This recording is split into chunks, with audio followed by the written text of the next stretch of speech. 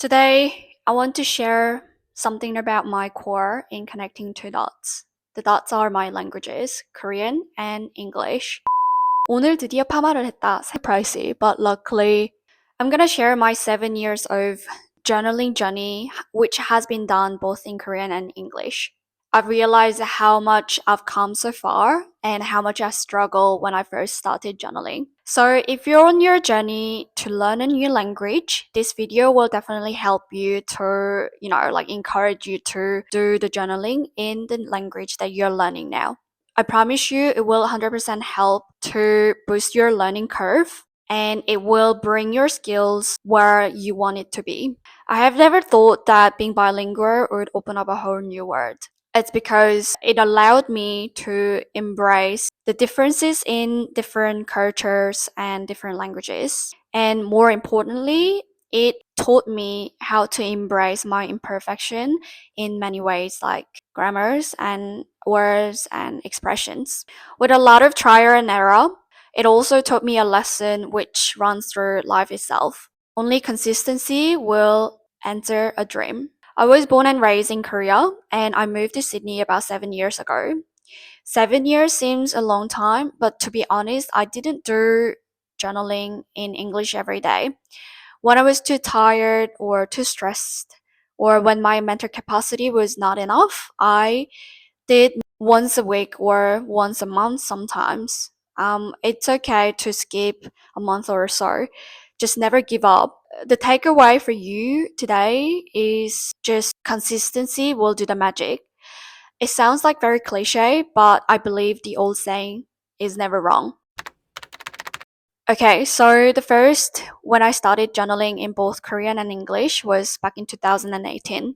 I started with no pressure at all, so I wrote down something really light about like what I've learned or what I did on weekend or something like that.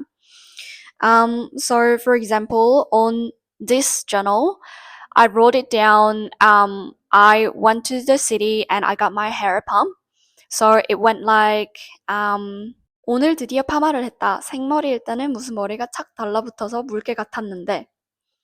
So on the next page, so it went like I've been wanting to get my hair pumped, but I didn't. No, I couldn't because the cost of workforce in Sydney is crazy. So the perm, which is made by totally a person, is also pricey. But luckily, I found out a hair salon and the CEO is Korean woman. So you see, I didn't care about the grammar or present or past tense or whatever. I just wrote it down. There are three reasons why I translated into English from Korean. So A, I know which story I wanted to tell. B, I know like a specific expression or words that I need to use.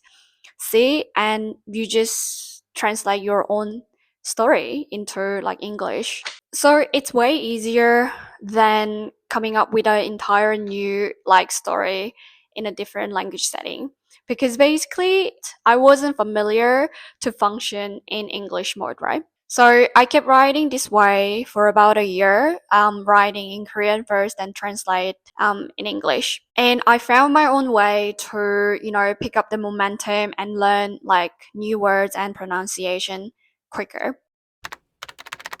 In 2020, I was thinking to do it a little bit more serious. So what I've done was I set the ratio of journaling in English and Korean to 2 to 8. So if I write 10 journals a month, I write twice in English and I write 8 times in Korean. But one thing that I really focused on when I did journaling in English was to change the language setting, which means I ditch the translation mode.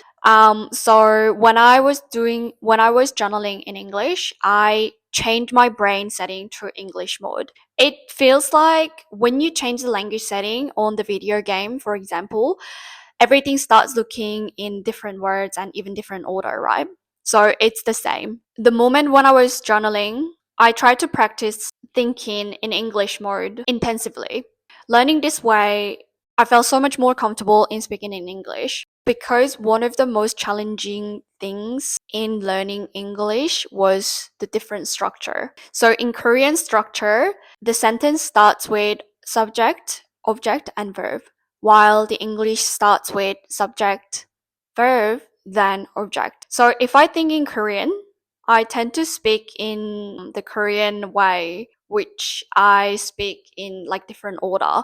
And that makes me really hard to speak in English naturally. So in 2020, you can see the length has gotten so much longer.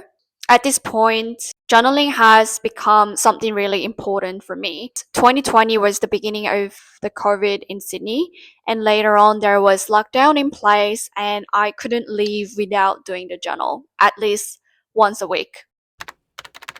So between 2020 and 2022, I kept journaling like at least once a week, like I said, and I have increased the ratio to 7 to 3. So 7 is in English and 3 is in Korean. However, by this time, my English has hit plateau really hard. There was no dramatic change, no improvement at all, like regardless how much effort and time I have put into this. I was crying a lot and I was really struggling because I really wanted to improve my English, like up to the point where I can, like speak to anyone like really naturally. I was thinking to give up and then go back to Korea, like go back to my comfort zone, but like I just couldn't give up.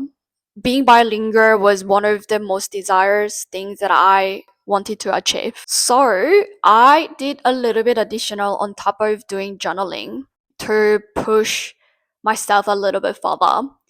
Looking back, it seemed a little bit extreme, but what I've done was, if anything was in Korean, I stopped doing it. I stopped watching Korean drama, Korean show, and YouTube videos and reels. I even stopped listening to Korean music too. However, I took these challenges, frustration, and tears were good signals that I wanted more. I was willing to push further.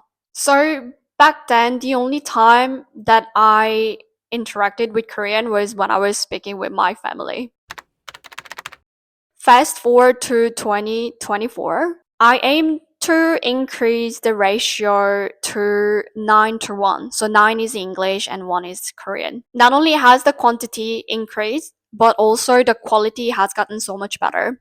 The topics on my journal has changed from getting a hair pump to like my career, financial plan, and mental health, and something more serious stuff. As I was feeling more comfortable, like doing the journal in English, I was able to think, like I was able to write down about like this, like serious matters on my journal. Eventually, this year is the first year that I have written everything down in English. So the ratio is 10 to 0 now. I also do the journaling every single morning, sometimes twice a day, like morning and evening. It takes me about 20 to 30 minutes a day, but this time is the significant time of the day.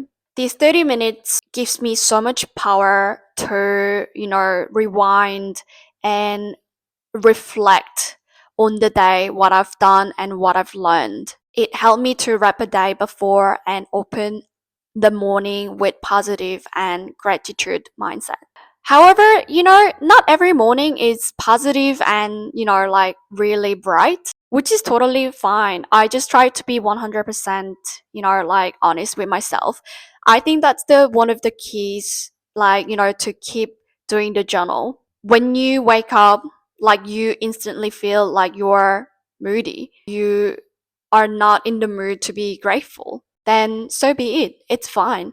Just pour everything onto the page and, you can be angry, you can be upset. But the only thing that I make sure all the time is I finish my journal with problem solving. After I vent all my emotions and my negative thoughts, I always finish with, so how can I fix this, or how can I do it better? Like, what's the point that I can learn from this situation? This actually really helps me be resilient and proactive at the same time. This was my 7 years of journaling journey to fight for my desire in my life.